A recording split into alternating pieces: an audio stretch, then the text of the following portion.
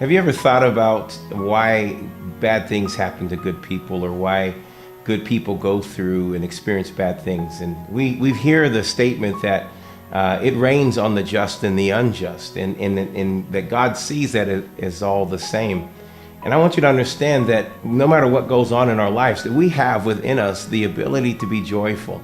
That if you're going through a tough time at work and it seems like things are just difficult at work, that God can turn those things around. Maybe you are in a place and a time that you're expecting something. You're expecting a child, or you're expecting God to do something amazing, and it seems like it just is not coming at the time that you expect it to come.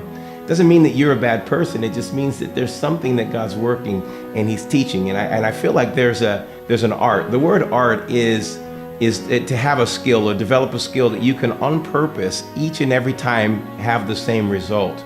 That God is going to give you an art. And I want to talk to you today about this book called The Art of Joy. That you can have the art of joy no matter what circumstances go on in your life. That you can learn how to be joyful on purpose, no matter what. No matter what, there's an internal glee, an internal happiness, a hope, a joy, a expectation, a revelation of the goodness of the Lord. And that's for you. In this book, The Art of Joy, you will find and discover that no matter what's going on, if you are having a tough time at work, you're having a tough time in relationships, it seems like things are breaking down, that there is a place of joy for you. David said it this way: I would have fainted, I would have given up unless I believed to see the goodness of the Lord in the land that I'm living in right now.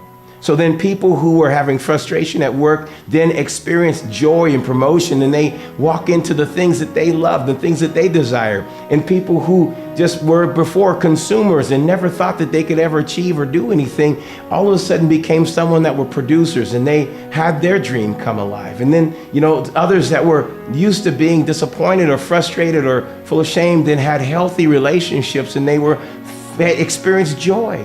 Joy doesn't come because circumstances change. Something in us has changed. That we have found that God is good. And if God is good, He will never allow things to happen in our lives that He can't be better. He will always be better than the things that I experience. That you can, on purpose, live a joyful life. On purpose. No matter what.